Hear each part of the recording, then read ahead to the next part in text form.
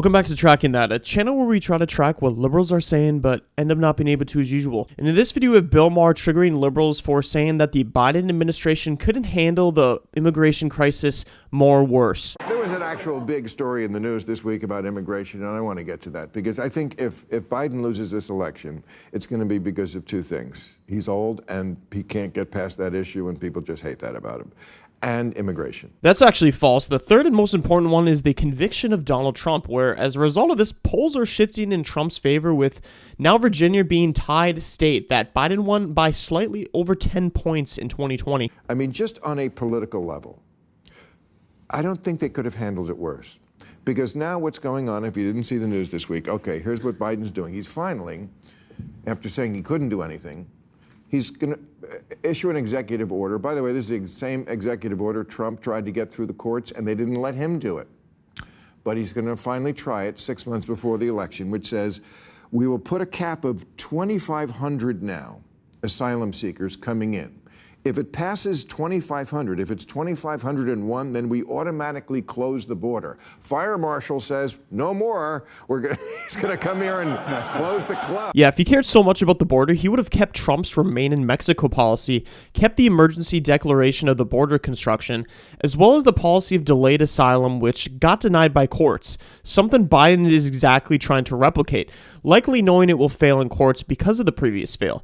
But this was the strategy all along, pumping as many criminal invaders into this country, make it seem like they're attempting to secure the border after it, and the next step is finding a path for them all to vote, since most immigrants' first party they vote for is Democrats. And also this allows them to use verbiage in the debate that they tried to secure the border, but the Republicans wouldn't let them. But unfortunately for him, both sides of the aisle see right through this BS. And if you don't have a stamp on your hand, you can't get back in. Okay. But when it goes down to 1,500, then we resume standard asylum procedures. It's like surge pricing with Uber. It's a bizarre scheme that, of course, has pleased nobody. It looks like a last minute, it looks like he did nothing. And of course, he did try through Congress. I mean, that's exactly what his presidency is in a nutshell, though. Nothing, including Kamala Harris. If you're going to ask an average person, what have Joe Biden and Kamala Harris done that's good for this country? They're going to be like, Trump is terrible and he's racist. And then it's like, okay, but let's go back to that question. And it's just going to be like a constant circle of like Trump being just bad, but no one even knows what good that they've done in the presidency. As far as I'm concerned, every time I go to the grocery store or have to pump my gas up, I'm like astonished at the bill that I have. You have to use the app. The I would want to come into the country app, and you have to do it 3 weeks ahead of time, and you can't do it from your home country. That sounds like it's going to be totally a normal process. That's going to be really easy for Venezuelan refugees. This is the biggest refugee crisis in the Western Hemisphere ever. More than like 8 million Venezuelans, for example. That's a ton of people, and we're having 1,500 at border checkpoints that have no ability to process them. It's not going to work. So yeah, if Joe Biden actually wanted to secure the border, he would have been like Greg Abbott and put a military base exactly where the problem is, because a military base can be its own wall in itself, a permanent presence at the border, and that's exactly what Greg Abbott did a few days ago. Forward operating base.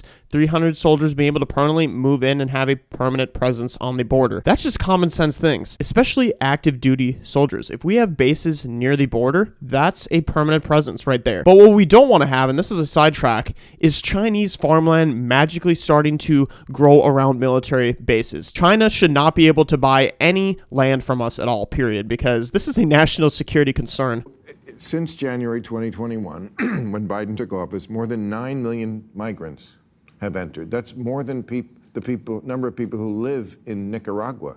Wow. He let in all of Nicaragua, equivalent. Yeah, and like the question that Democrats don't seem to be able to have the balls to answer is just how many is too many? Right. And like infinity is the answer. If you don't give that answer, you're a racist. That's their essential problem with this issue. This is why a lot of Republicans actually respect Bill Maher, even though he has one of the biggest Trump derangement syndromes that I've seen. But he asks common sense questions like, How many is too many? Oh, how about the country the size of Nicaragua, which, you know, he said 9 million. I'm hearing 13 million. I'm hearing numbers that are far higher than what he says. And even 5 million is too much. Even 1 million is too much. This is something that the younger generation is going to have to deal with, both from a violence standpoint, from a housing standpoint, from a taxpayer standpoint. This are issues that are just so beyond just getting more votes. Like, this is ridiculous. But anyways, guys, that's all I have for today's video. Make sure you like, comment, and subscribe. Thank you.